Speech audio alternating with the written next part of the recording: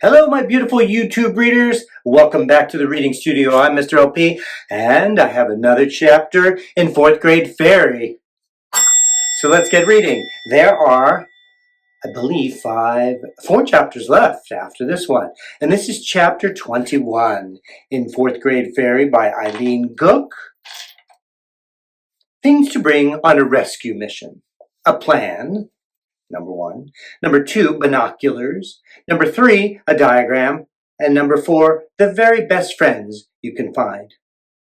I wished I could have brought Katie to help with putting her plan into action. I bet she would be great on a rescue mission. But I didn't know how to get her help without explaining how my sister ended up in a jar in the first place. I lay in the grass outside Kevin's house and looked through the binoculars. Whew!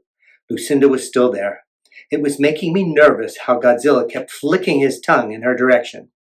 It was like he was trying to taste her. Kevin poked his finger into the aquarium at Godzilla. There were no grown-ups to be seen. The coast was clear. Winston was lying on the ground next to me, his back legs spread out behind him. He had gotten the reinforcements I'd asked for. Louise was sitting quietly with just the tip of her tail swishing back and forth. Lester kept turning around quickly to see if Louise was sneaking up on him. Crackers was perched in the tree. Fuzzy Muffin, no need to worry. I haven't eaten a mouse in years. I like my food cooked to perfection. I don't eat things that still have their legs. Louise patted Lester on top of his head with one white paw. Lester looked like he was ready to have a heart attack. He was a very high-strung hamster. I hoped he was up to the mission. I am not a mouse. Lester sounded offended. I don't eat whatever you might be, Sugar Cheeks. Louise licked her paws with a dainty tongue. Is everyone clear on the plan? We can go over the diagram again. I had Katie's map spread out on the ground. Once we get up there, we need to get you to push the jar out of the window. It's risky, but our only option. I'll catch it, and then we'll all run for it. Shouldn't I have some kind of protective gear, like a helmet? Lester asked. What if she drops me? I won't drop you, Cracker said. I'm like an eagle. Lester rolled his eyes. Can I ride my ball? There's no places for Crackers to hold on to your ball, I said. Plus, it's too heavy, Cracker said. I could break a nail. She looked over her feet. I bet an eagle could carry one little ball, Lester grumbled. Drop it, you two. Keep your focus on our mission, Winston ordered. Through the window, I could see Kevin pick up the jar with Lucinda in it and give it a shake. Okay, we've got to go now. He's touching the jar. Is everyone ready? I stuck my hand out. Winston put his paw on top. Louise daintily placed her paw on top of his. Lester gave a sigh, but climbed up my leg and out on my arm to put his tiny paw into hers. Crackers fluttered down and perched on top of our pile. To victory! I cried. To victory! Everyone yelled out. Louise was the one who came up with the idea for a distraction. I had planned on having Winston and Louise have a fight because boys like fights. They were always whacking each other on the playground. My only other idea was to cover myself with ketchup and let it look like Winston was eating me alive. Louise said a distraction didn't have to be loud or yucky, that people were more often surprised by something beautiful than something ugly. I hid in the bushes. I kept the binoculars focused on Kevin's bedroom. Lester and Crackers were ready to go when they heard the signal. None of my friends better see me, Winston grumbled. Buttercup, they would think you were the luckiest dog in the world to dance with me. Ancient Egyptians worshipped cats, and they were smart enough to build the pyramids. Louise leaped up onto the picnic table. Winston tried to make the same jump, but hit the side of the table and fell back to the ground. I meant to do that, he said. Of course you did. Louise wriggled her whiskers. It looked like she was trying to keep from laughing. Winston jumped onto the bench and from there onto the table. Everybody ready? I met their eyes, and they nodded one by one. I crossed my fingers. Okay, Winston, raise the alarm. Winston began howling, as soon as Kevin appeared at the window. He stopped howling. Winston stood up on his hind legs and made a slight bow at Louise. She stood up on her hind feet, and they began waltzing. 1, 2, 3, Louise said, counting out of tempo. Think of it as a box. That's what I'm doing, Winston said. They spun around the table. Whoever taught you ballroom dancing should be shot.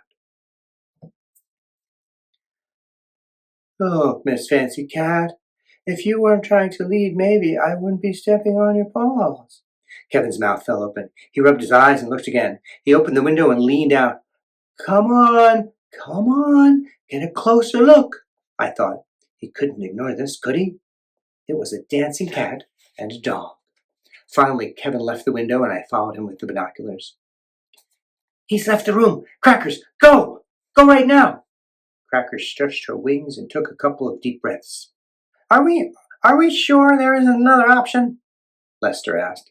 I think he was going to say something else, but all he got out was a tiny eep sound as Crackers took off with him in her claws. Crackers' wings flapped hard, but it didn't look like she was going to get much more than 5 feet above the ground. You need to lay off the carrots, Crackers huffed. Spend more time on the wheel. Lester didn't say anything back. He had his eyes squeezed shut and his tiny paws covering them. I held my breath. I'm an eagle, Crackers chanted.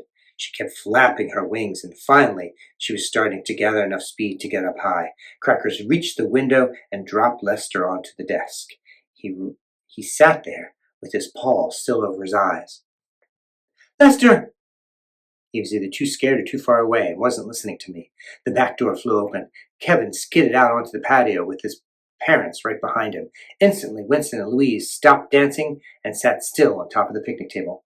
Winston scratched his ear with his back paw. There they are! Kevin pointed at them. Kevin's mom and dad looked at Winston and Louise and then at each other. They were dancing! They were! I need to finish making dinner, Kevin's mom said. No, wait. Maybe if there was some music. Kevin started humming. Louise yawned. I think someone's had too much candy, his dad said. All that sugar isn't good for you. His parents went back inside. Upstairs, Lester was still huddled on top of the desk, shaking. Crackers perched next to him and whacked him with her wing. It seemed to be exactly what he needed. He stood up and shook it off. He then ran over and sniffed all around the jar. Lester stood on his hind legs and pushed the jar. It teetered back and forth and then fell over onto its side. I saw you dancing, Kevin said to Winston and Louise. When he turned to go back in the house, Louise let out a yowl. He turned around, and she and Winston started to dance again. Are you up to trying the tango? I love the tango, Louise said. I'm going to get my camera. Kevin ran inside. Uh-oh, Winston said. He's not sticking around to watch. I knew we should have tangoed. All of us turned to look back at the window. Hurry, I urged Lester in my mind. Lester put his front paw on the jar and began to roll it toward the end of the desk. It began to roll faster. I held my breath. The jar rolled up to the window and then stopped. Oh, heavens, it's stuck on the sill. Louise closed her eyes. I can't look. Lester backed up and ran full speed at the jar. I could hear Winston gasp. I wanted to close my eyes like Louise, but I couldn't. Lester hit the jar, and it flew up over the sill and out the window. He was rushing so hard that he ran right out the window, too. I leapt forward and dived under the windowsill. My arms outstretched, I caught the jar in both hands. Lester was still falling, all 4 legs spinning madly in the air. I got ready to try to catch him, too. Gotcha! Crackers swooped down and snatched Lester as he fell, lifting him back up into the air. I let out the breath I had been holding. What the heck? Kevin leaned out his window. Run for it! I yelled. I took off through the yard. Winston and Louise were right at my heels, and Crackers, with Lester in her claws, flew overhead. We all skidded around the corner. I flung open the door to the garage and yanked it closed once everyone was inside. I leaned against the door, panting. I held on to the jar. My sister buzzed and bounced against the glass. That was the most fun I've ever had in years, Lester crowed. I can't believe I've been happy wandering around in that ball. Flying is amazing. I twisted the top of the jar off, and my sister flew out. There was a small pop, and Lucinda was standing there. She was shaking. She had a bruise on her elbow and a small cut above her eye. Her lower lip started to tremble, and her eyes filled with tears. I swallowed. I felt like I could cry too. Lucinda opened her mouth to say something, but stopped. Instead, she took a step forward and threw her arms around me. I hugged her right back. "You're the best sister ever," Lucinda said. I smiled. She wasn't too bad either, at least some of the time. "Nothing like family," Winston said. "That's another one of my mottos." And that's the end of chapter 21 in 4th grade fairy. Just a few more chapters to go. Stay tuned. Get your own copy. Check the link in the description below, and you can reread it or follow along and keep going with your summer reading. I'm Mr. LP, and I'll reach you soon.